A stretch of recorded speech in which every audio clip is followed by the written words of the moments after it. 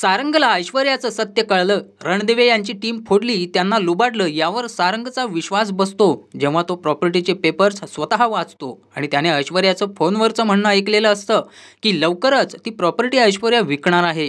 आत्ता सारंगला कब्जात करणं अशक्य होतं, म्हणून ऐश्वर्याने थेट प्रेग्नेन्सीचंच नाटक केलं. आत्ता सुमित्रालाही जानकीची काळजी वाटू लागली आणि तिचीही देवाकडे जानकीसाठी प्रार्थना.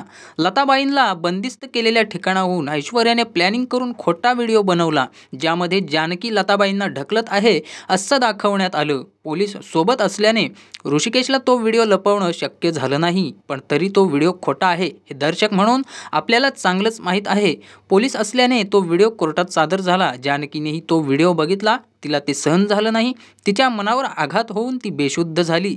ऋषिकेशने मंदिरात हाताला रक्त येईपर्यंत घंटा नाद करून देवीला हाक मारली. सौमित्र, अवंतिका, ऋषिकेशचे जानकीला बरे करण्याचे प्रयत्न यशस्वी झाले. तर मित्रांनो, ही होती आजची 11 ऑगस्ट 2025ची घरोघरी मातीच्या चुली मालिकेची शॉर्ट रिव्ह्यू अपडेट.